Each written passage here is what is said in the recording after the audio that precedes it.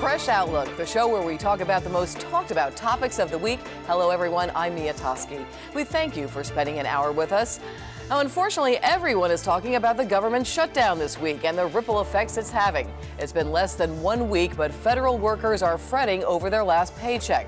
Just about everyone has the same questions. Is there an end in sight to this shutdown? And why can't our leaders just get along? We'll also be talking about Obamacare. We've been talking about it for months, but it officially launched this week. Is it really affordable care, or is it shockingly pricey? And we'll finish up with our lightning round, a look at some of the lighter subjects in Twitter sphere and in the headlines. But first, we will turn to the government shutdown. Lockheed Martin became the latest government contractor to announce furloughs. The defense contractor says it will furlough 3,000 workers beginning Monday, October 7th. It's not the only factory floor that says they will slow or stop work if the first government shutdown in 17 years continues into next week. Let's have a look. The federal shutdown means more than closed parks and federal offices. It means that without a budget, the country will not be able to pay its bills. And if that happens, analysts say that could be catastrophic to the economic recovery. This week has not seen much movement in this political stalemate. It's hard to guess how long this will be because you're trying to predict the behaviors of people who are constantly misbehaving, people who are acting like children. John Boehner's people tried for a stopgap measure. The bill we passed on the House last night would have funded the government through December the 15th and provide fairness to the American people under Obamacare. No exemptions, no exceptions. Let's treat everyone the same. Last night, they not only rejected that, but they also rejected our call to sit down and resolve our differences. But Democrats don't want piecemeal. They want a proper budget.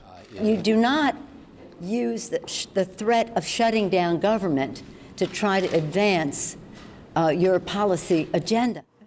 Amidst the shutdown, most of the work done in the Capitol is one side outfoxing the other through posturing and political maneuvering. The American system of checks and balances ground to a halt. We all know who it was. It was the small band of Tea Party people in the House. It was his junior colleague in the Senate, Ted Cruz, who had the idea of shutting down the government. President Obama clarified that raising the debt ceiling is not the same as raising the nation's debt. Without the debt ceiling elevated, bills which are due October 17th will not get paid, and that, the president says, will be dramatically worse than a government shutdown. And joining us now for what we hope will be the last time we discuss the government shutdown is former White House aide Didi Benke, Dr. Michael McCoy from Rutgers University, and media analyst Jackie Guzda. Welcome, everybody, and thanks for joining us. Yes, let's not discuss this anymore after this week, we hope. We're seeing federal employees, they've been furloughed. Federal assistance for those needing food, that's been threatened. And tourists everywhere, they can't go into the parks. This is really something, the first time in 17 years. Why couldn't they agree? Let's start off with you, Didi. I don't think the shutdown's bad. You know, we discussed this last week. We talked about that it was going to happen, and they definitely are in an impasse. But, you know, it's more like a government slim down. I don't think that's necessarily a bad thing, so it's bringing attention to this. And I think that, you know, it's not necessarily bad. What's wrong with saving some money? I mean, yeah, the parks are closed. Okay. Well, let's talk about that in a minute. Jackie, we're going to hear from you right now. Well, it's not necessary. We have people who are working right now. We have the Capitol Police who were at gunpoint with the poor lady who drove her car into the gates of the White House the other day. These people are working and they're not getting paid. Not only that, we've got our military personnel who are on the job. We've got our space program on the job. These people aren't getting paid. Veterans, women and children in need are not getting paid. And so it is an important thing. It's not just that we can't look at the panda cam. It's that we are not having essential services coming in. Now, this is not as bad as the raising of the debt ceiling, which will come up October 17th. All right, Dr. McCoy, are there any winners or losers here? I mean, where do you weigh in on this? Well, you know, we talked about this last week, and I think that when the government shuts down, we're all losing because of it. But I think this week you really saw the White House and the Democrats winning and the Republicans losing. You talk about it's a government slim down. If you want to slim the government down, pass bills. Pass bills that will slim the government down. Essentially what the Republicans are saying is we can't get the laws we want passed, therefore we'll shut down the government. We don't see the Democrats saying, oh, we can't get immigration bill, let's shut down the government. When the Democrats opposed the surge in Iraq, they didn't say, well, let's shut down the government. It's like, if you want to change government policy, win elections. Well, pass I think it was a very interesting comment that we heard in that report about some of these politicians acting like children. Well, Democrats too, so don't just say it's a Republican. Because Democrats people, doing what? People are unhappy with D.C., there's no doubt about it.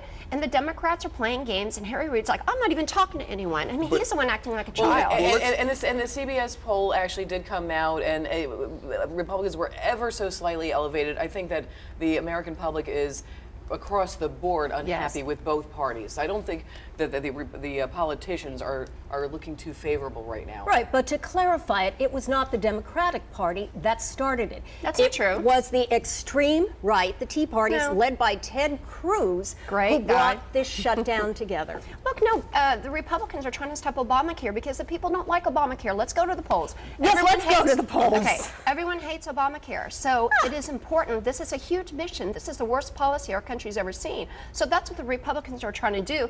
They're bidding the people in their districts. People don't want Obamacare. It's terrible. But here's the irony, I think. If the Republicans want to defeat Obamacare, win elections. They should have. Oh, we're going to. They should have. They should have taken the Senate in 2010, but they nominated extremist candidates. They should have won the presidency in 2012. We were at 8% unemployment, and yet they couldn't win elections. If you want to change a bad policy, win elections. Agreed. Let's talk about the elections and what does this mean for the midterm elections right now, and even the presidential elections coming up. I mean, if this continues, what do you think that the long-term effects will be? Well, it's going to come back to bite the Republicans. They are looking bad. I mean, if you want to bring up research, let's look at the Pew Research Center. They found out that 69% of the American people either want Obamacare or want Obamacare. No, they don't. That's crazy. With the glitches fixed. I mean, Obamacare's very unpopular. There have been drastic polls on both sides. Yeah. I will say that. Look at the day that it opened, Tuesday, October 1st. It was a disaster. They couldn't even handle it. It was awful. Technologically, there were glitches. However, so many people logged onto those sites that it went down, which I think it shows that you're wrong. Well, actually, I'm going to just say one thing. They did do a couple of polls on that as well, and they did say some people actually logged on there out of fear because they weren't sure, out of confusion. So there was a lot of different reasons why people went on. And yes, I do think, to your point, Jackie, that some people also are looking for affordable health care. No, they're just checking out the site. I checked out the site, but I'm not going to register. But here's, I think, the greater strategic point. This should have been a week that people tried to sign up for Obamacare. It crashed, websites crashed, and then that would have been the story. Instead, the story was a government shutdown because the Republicans played this badly. The president was drowning in the polls for the past few weeks. Syria was going bad for him. Obamacare, people didn't understand what was going on. And Republicans snatched defeat from the jaws of victory. This could have been the week where they framed the 2014 election, and instead they allowed the Democrats to frame the election as we are the party of passing bills, they are the party of gridlock. I mean, this will eventually get worked out, but Obamacare will still be there, and that's going to be the Democrats' problem. Well, people don't like it. Obamacare was obviously intertwined into this whole government shutdown mess. But let's talk about what did happen this week. And there was a couple of good stories, I guess, that might come out of it. There was a story about where the veterans came from all over the country to go to the World War II Memorial, and at least the police had the smarts to step aside. I thought that was one of my favorite stories. But the White House ordered them to keep people out, and this is an open park. The White House? No. Yes, the White House did, Jackie. That's a fact. Let me clarify that, please. Is that the park rangers there, because it was not being funded, were ordered to close it up. There was nothing to fund. No it's an outside park. No. Have you ever been there? There was no EMS there, which they usually have there. to take care of. And one of your senators came over and started excoriating one of the park rangers and he's told one her of our senators. one of our senators in the United States of America excoriated one of the park rangers and said, how could you dare do that when he voted for that to happen? Okay, it's an outside park. No one has to be there. There's no reason it was World War II. Unless you went. These people came were from veterans. The White House. The White House shut it down. Oh my God, the White House terrible. wants to get this government up and running. Obama's been on television all week trying to get this happen. If I were you, I'd talk to Ted Cruz and we could get this finished with. All right, Dr. McCoy. Sorry. No, I mean, it's like I can't even say you can say the president did this. It's Congress who funds things. I mean, that's just the Constitution. I mean, isn't this what the Tea Party's for us, knowing the Constitution? This is a Constitution.